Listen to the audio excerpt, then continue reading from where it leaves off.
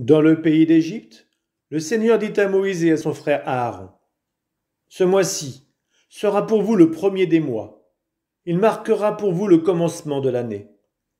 Parlez ainsi à toute la communauté d'Israël.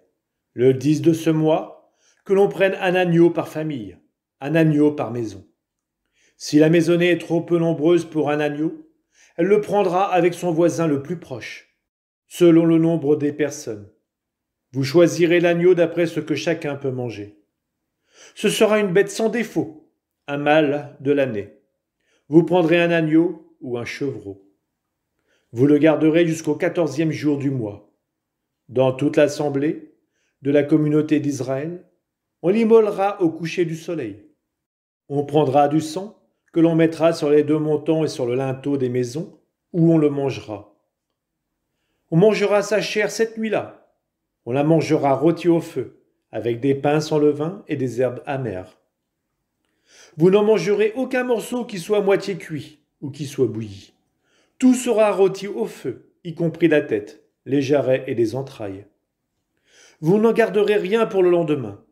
Ce qui resterait pour le lendemain, vous le détruirez en le brûlant. Vous mangerez ainsi la ceinture aux reins, les sandales aux pieds, le bâton à la main. Vous mangerez en toute hâte, c'est la Pâque du Seigneur. Je traverserai le pays d'Égypte cette nuit-là. Je frapperai tout premier-né au pays d'Égypte, depuis les hommes jusqu'au bétail. Contre tous les dieux de l'Égypte, j'exercerai mes jugements. Je suis le Seigneur. Le sang sera pour vous un signe. Sur les maisons où vous serez. Je verrai le sang et je passerai. Vous ne serez pas atteints par le fléau dont je frapperai le pays d'Égypte. Ce jour-là sera pour vous un mémorial. Vous en ferez pour le Seigneur une fête de pèlerinage. C'est un décret perpétuel, d'âge en âge, vous la fêterez. Pendant 7 jours, vous mangerez des pains sans levain. Dès le premier jour, vous ferez disparaître le levain de vos maisons. Et celui qui mangera du pain levé, entre le premier et le 7e jour, celui-là sera retranché du peuple d'Israël. Le premier jour, vous tiendrez une assemblée sainte. Vous ferez de même le 7e jour. Ces jours-là, on ne fera aucun travail, sauf pour préparer le repas de chacun. On ne fera rien d'autre. Vous observerez la fête des pains sans levain, car en ce jour même, j'ai fait sortir vos armées du pays d'Égypte. D'âge en âge, vous observerez ce jour, c'est un décret perpétuel. Le premier mois, du 14e jour au soir jusqu'au 21e jour au soir, vous mangerez du pain sans levain. Pendant 7 jours, on ne trouvera pas de levain dans vos maisons. Et celui qui mangera du pain levé, qu'il soit immigré ou israélite originaire du pays, celui-là sera retranché de la communauté d'Israël.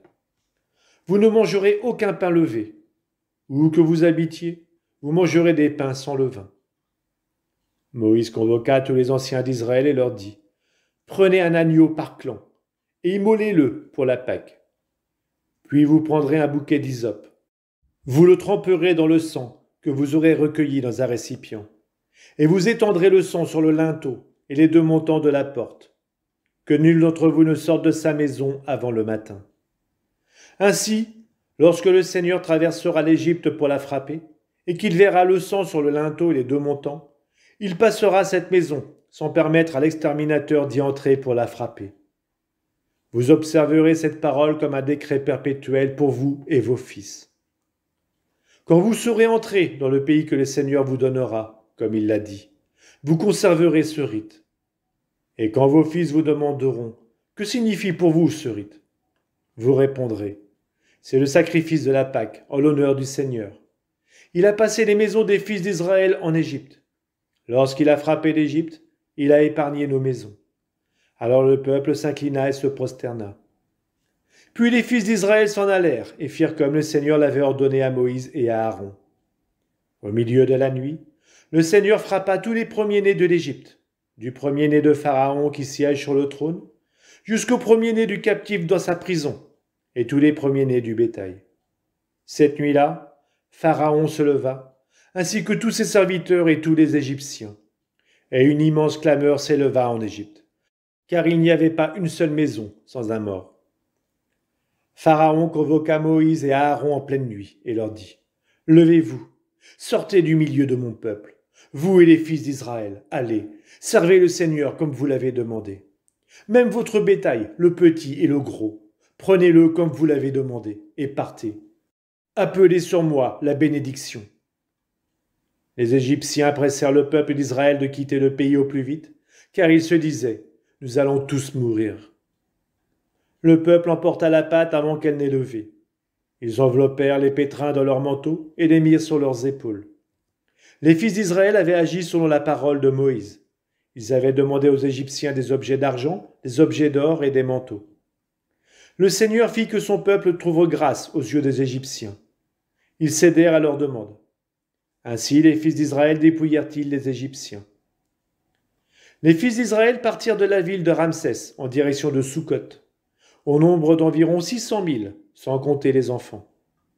Une multitude disparate les accompagnait, ainsi qu'un immense troupeau de moutons et de bœufs.